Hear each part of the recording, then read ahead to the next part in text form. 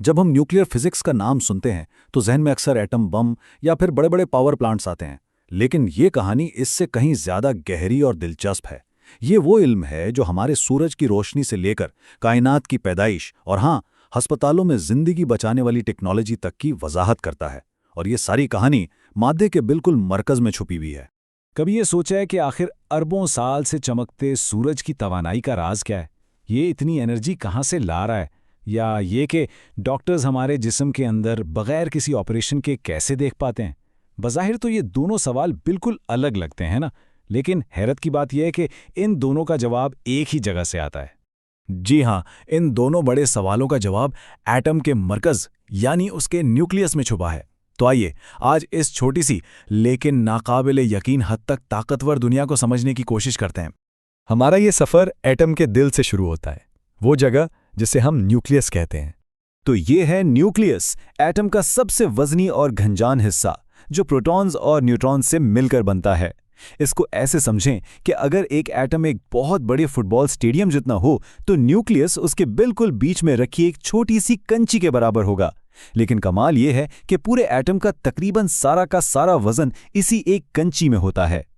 अच्छा, तो न्यूक्लियस तो है, मगर उसके अंदर आखिर चल क्या रहा है?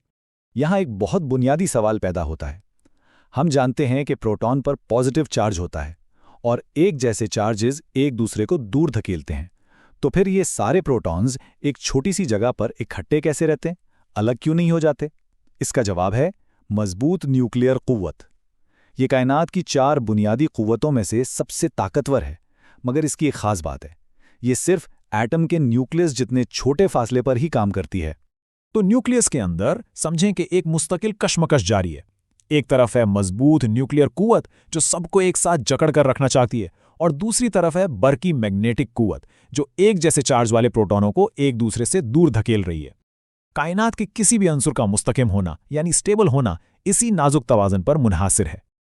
लेकिन जब ये तवाज़न टूटता है तब न्यूक्लियस में कैद वो बेपनाह तवानाई बाहर निकलती है जिसका हम तसव्वुर भी नहीं कर सकते। और इंसान ने इस तवानाई को खारिज करने के 2 तरीके दरियाफ्त किए हैं। पहला तरीका कहलाता है फिशन, यानी एक भारी और गैर मुस्तहकम न्यूक्लियस जैसे यूरेनियम का टूटकर छोटे हिस्सों में तकसीम हो जाना। इसको ऐसे समझें जैसे एक बहुत मजबूती से बंधे हुए स्प्रिंग को अचानक तोड़ दिया जाए, जिससे उसमें जमा हुई सारी तवानाई एक झटके में आज़ाद हो जाए। फिशन का असल कमाल इसके चेन रिएक्शन यानी जंजीरी तामुल में है। होता यह है कि एक न्यूट्रॉन यूरेनियम के न्यूक्लियस से टकराकर इसे तोड़ता है। इससे तवानाई तो निकलती ही है, साथ में 2 या 3 मजीद न्यूट्रॉन भी खारिज होते हैं। अब ये नए न्यूट्रॉन दूसरे एटमों से टकराते हैं और यह अमल एक जंजीर की तरह तेजी से फैलता जाता है। न्यूक्लियर पावर प्लांट्स में इसी अमल को बहुत एहतियात से काबू में रखकर मुसलसल बिजली पैदा की जाती है। दूसरा तरीका है फ्यूजन, जो फिशन का बिल्कुल उलट है। इसमें भारी एटमों को तोड़ा नहीं जाता, बल्कि हल्के एटमों जैसे हाइड्रोजन को आपस में जोड़कर एक भारी एटम बनाया जाता है, और इस अमल में फिशन से भी कहीं ज्यादा तवानाई खारिज होती है। यही वो अमल है जो हमारे सूरज और कायनात के तमाम सितारों को रोशन रखता है। ज़मीन पर फ्यूजन करवाना यानी एक छोटा सा सूरज बनाना कोई आसान काम नहीं है। इसके लिए सितारे के मरकज़ जैसे हालात पैदा करने पड़ते हैं, यानी शदीद दबाव और करोड़ों डिग्री सेल्सियस का दर्जा हरारत। यही वजह है कि ये इतना मुश्किल है, लेकिन मुस्तकबिल की साफ तवानाई के लिए हमारी सबसे बड़ी उम्मीद भी यही है। तो ये तो हुई तवानाई की बात, लेकिन न्यूक्लियर फिजिक्स सिर्फ पावर प्लांट्स या सितारों तक ही महदूद नहीं है। इसके हमारी रोज़मर्रा की ज़िंदगी पर भी बड़े गहरे असरात हैं। फिशन पर मबनी न्यूक्लियर पावर की सबसे बड़ी खूबी क्या है?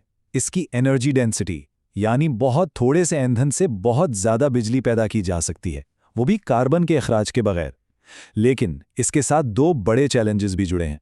एक, इससे पैदा होने वाले तापकार फजले को हज़ारों साल तक महफूज रखना, और दूसरा, हादसात का खतरा और उससे जुड़ा अवामी खौफ। और मेडिकल की दुनिया में तो उसने जैसे इनकलाब बर्पा कर दिया है। पेट स्कैन जैसी टेक्नोलॉजी में तापकार आइसोटोप्स इस्तेमाल होते हैं, जिनसे डॉक्टर्स जिस्म के अंदर आज़ा को काम करते हुए देख सकते हैं। रेडियोथेरेपी में तापकारी को बहुत नपे तले अंदाज में इस्तेमाल करके कैंसर के खलियों को तबाह किया जाता है। यहाँ तक कि इंडस्ट्री में भी हवाई जहाज़ के परों और पाइपलाइंस के जोड़ों की मजबूती जांचने के लिए रेडियोग्राफी का इस्तेमाल होता है। अब आखिर में जरा बड़े पैमाने पर सोचते हैं। न्यूक्लियर फिजिक्स हमें ना सिर्फ एटम के बारे में बल्कि कायनात के आगाज और हमारे मुस्तकबिल दोनों के बारे में बहुत कुछ बताती है। इसी इल्म के बदौलत आज हम जानते हैं कि बिग बैंग के फौरन बाद जब कायनात वजूद में आई तो उसमें सिर्फ प्रोटॉन और न्यूट्रॉन थे। फिर उन्होंने मिलकर पहले हल्के अनासर बनाए, यानी हाइड्रोजन और हीलियम। बाकी तमाम भारी अनासर जैसे लोहा, सोना, कार्बन, ये सब बाद में सितारों के मरकज में न्यूक्लियर फ्यूजन के जरिए बने। और जब हम मुस्तकबिल की तरफ देखते हैं तो फ्यूजन तवानाई का हतमी जरिया नजर आता है। इसका ईंधन हाइड्रोजन समंदर के पानी में वाफिर मिकदार में मौजूद है। ये कार्बन का इखराज नहीं करता और इससे पैदा होने वाला फजला भी ज्यादा अरसे तक तापकार नहीं रहता। इसे काबू करना वाकई इंसानियत की सबसे बड़ी कामयाबियों में से एक हो सकता है। तो आखिरी और सबसे बड़ा सवाल यही है कि क्या हम जमीन पर अपना सितारा बनाने में कामयाब हो पाएंगे? दुनिया भर के साइंसदान इस ख्वाब को हकीकत बनाने के बहुत करीब पहुंच रहे हैं।